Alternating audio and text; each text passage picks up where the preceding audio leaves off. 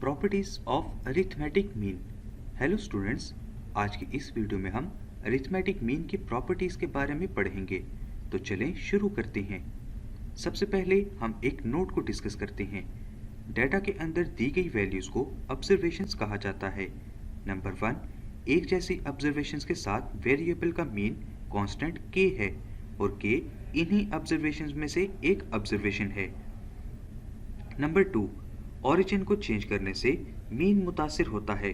Number 3, scale को तब्दील करने का मतलब है कि फार्मूला को तब्दील करना, इसलिए स्केल को चेंज करने से मीन मुतासिर होता है। नंबर 4, वेरिएबल x की डेविएशंस के सम का मीन हमेशा 0 होता है। आइए एक मिसाल से समझते हैं। एग्जाम्पल नंबर 1 में हमें कहा गया है find the mean of observations 34, 34, 34, 34, 34 and 34। अब यहाँ पर वेरिएबल x की एक जैसी ऑब्जर्वेशन ही ली गई हैं, तो प्रॉपर्टी नंबर 1 के मुताबिक x बार 34 होगा। वैसे भी अगर फॉर्मूला के जरिए देखें तो फॉर्मूले में वैल्यूज को पुट करने से हमें ये स्टेप हासिल होगा। जब इस स्टेप को सिंप्लीफाई किया जाएगा हमें आंसर 34 होगा। आइए अब एक और मिसाल को समझते हैं। Example number 2। एग्जाम्पल नंबर 2 में हमें कहा गया है a variable x takes the following values 4, 5, 8, 6 and 2। Find mean when 5 is added to each observation. B. 10 is multiplied with each observation. C. Prove sum of the deviation from mean is 0.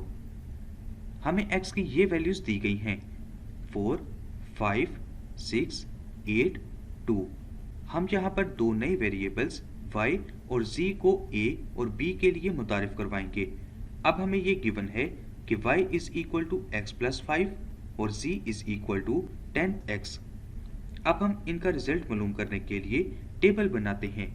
इस table में हम सबसे पहले x का column बनाएंगे और x की दी गई तमाम वैल्यूज को इस कॉलम में लिखेंगे और इन तमाम वैल्यूज को ऐड करके 25 हासिल कर लेंगे। इसके बाद हम दिए गए y is equal to x plus 5 का कॉलम बनाएंगे और इस कॉलम में हम y की उन वैल्यूज को लिखेंगे जो हमें x की वैल्यू को y is equal to x plus 5 में पुट करने से हासिल होंगी। जैसा कि x के कॉलम में फर्स्ट वैल्यू 4 है तो हम इसको फार्मूला में इस तरह पुट करेंगे y is equal to 4 plus 5, तो हमारे पास y 9 हासिल होगा और हम y की इस वैल्यू को y is equal to x plus 5 के कॉलम में लिखेंगे और इसी तरह से ही हम y की बाकी तमाम वैल्यूज को फाइंड कर लेंगे। इसके बाद हम z is equal to 10x का कॉलम बनाएंगे। जैसा कि x की फर्स्ट वैल्यू 4 है तो हम इसको फार्मूला में इस तरह पुट करेंगे z is equal to 10 into 4, तो हमें z की वैल्यू 40 हासिल होगी। ये हमारे पास इस कॉलम की फर्स्ट वैल्यू होगी और इसी तरीका से हम बाकी तमाम वैल्यूज को मालूम करके इस कॉलम में लिख लेंगे। इसके बाद हम x माइनस x बार फार्मूला का कॉलम बनाएंगे और हम इस फार्मूला में x और x बार की वैल्यूज को पुट करेंगे। टेबल में हमारे पास x की वैल्यूज तो मौजूद हैं लेकिन x बार की वैल्यूज मौजूद नहीं हैं, इसलिए हम पहले इसकी वैल्यू मालूम करेंगे। x बार के लिए हम x की तमाम वैल्यूज का सम मालूम करके 5 पर डिवाइड करने से हासिल करेंगे, तो इस तरह हमारे पास x बार की वैल्यू 5 हासिल होगी।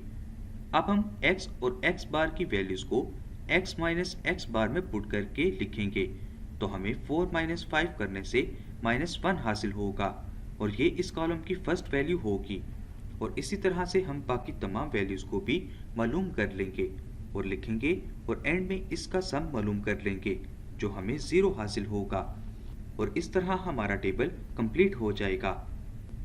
हमें इस टेबल से ये कुछ हासिल हुआ है।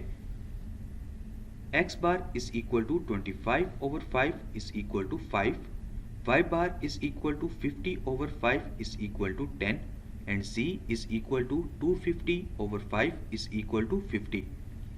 अब हम इसको नोट कर लेते हैं। a y bar is equal to x bar plus 5। x बार की वैल्यू पुट करने से हमें y bar is equal to 5 plus 5 हासिल होगा, जिससे हमें y बार की वैल्यू 10 हासिल होगी। बी पार्ट में z बार 10x बार के बराबर है। x बार की वैल्यू को पुट करने से हमें z bar is equal to 10 into 5 हासिल होगा। 10 को 5 से मल्टीप्लाई करने पर हमें z बार की वैल्यू 50 हासिल होगी। इससे जाहिर होता है कि ओरिजिन और स्केल को चेंज करने से मीन मुतासिर होता है। Sum of all deviation is defined as sigma into X minus X bar is equal to 0। Part C में टेबल के आखिरी कॉलम से हमने नोट किया कि sigma into X minus X bar 0 के बराबर है। डेविएशंस के सम का मीन 0 होता है। इस वीडियो में इतना ही। अब हम अगली वीडियो में calculation of weighted mean and moving averages के बारे में पढ़ेंगे। So this is the lesson of this session.